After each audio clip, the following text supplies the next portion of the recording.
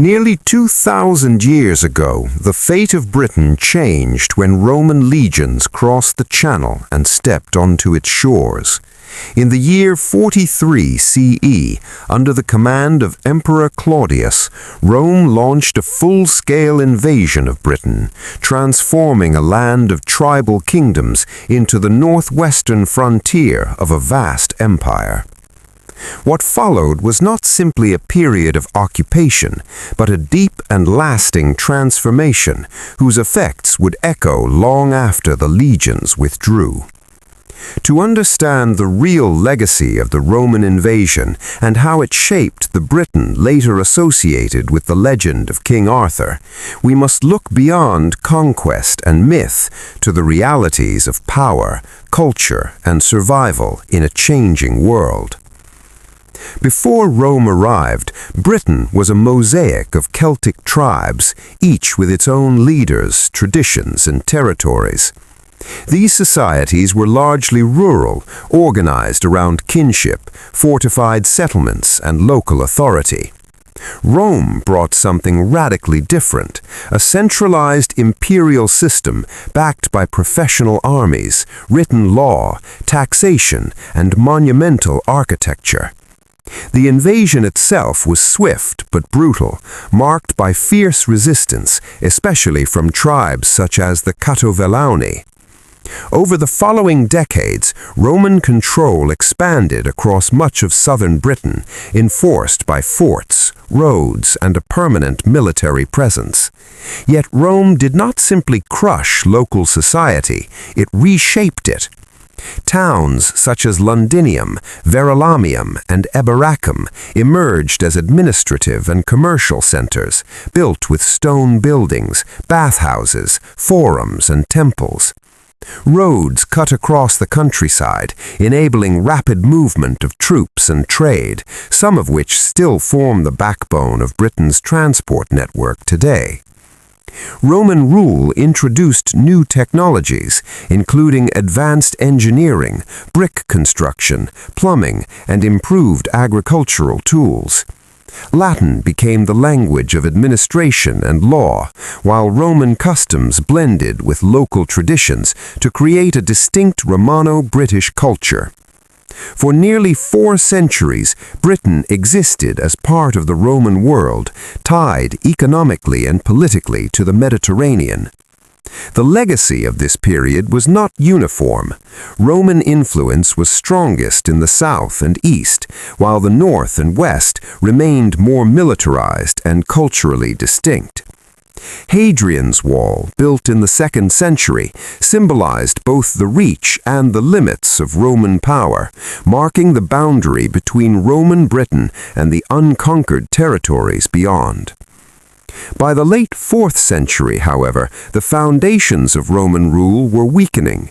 The empire faced mounting pressure from internal instability, economic strain, and external threats.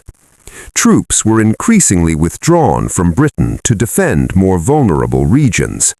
Around 410 CE, Roman authority effectively collapsed, and imperial administration came to an end. Britain was left without the structures that had governed it for generations. Contrary to earlier assumptions, this withdrawal was not an overnight catastrophe, but it was a profound rupture. Urban life declined, coinage disappeared, and long-distance trade networks broke down. The Romano-British population did not vanish, but it was forced to adapt to a world without imperial support. It is in this shadowy post-Roman period that the legend of King Arthur begins to take shape.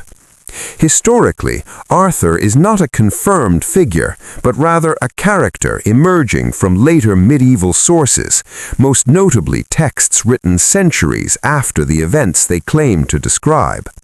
Yet the idea of Arthur likely reflects a real historical experience, the struggle of Romano-British leaders to defend their lands against new waves of invaders, particularly the Anglo-Saxons arriving from the east.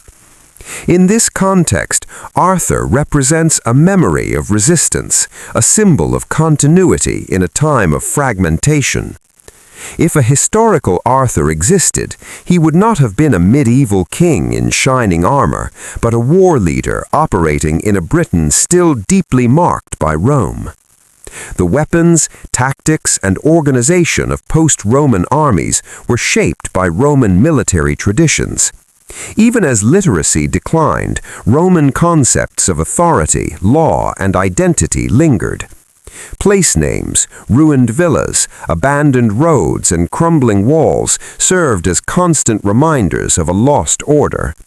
Christianity, introduced to Britain during the Roman period, also survived the collapse, particularly in the West, preserving elements of Roman culture and learning. The real legacy of the Roman invasion, therefore, lies not in legends alone, but in the enduring framework Rome left behind. It shaped the landscape, the language, and the political imagination of Britain. The transition from Roman Britain to early medieval kingdoms was not a simple fall into darkness, but a complex process of transformation. The Britain of Arthur, whether historical or mythical, was a world living among the ruins of empire, drawing strength from Roman foundations while forging new identities. Roads still guided movement, former forts became centers of power, and memories of Roman order influenced how leaders understood kingship and law. In this way, the Roman invasion did not end when the legions departed. Its legacy persisted in stone and story, in culture and conflict, shaping Britain's path for centuries to come.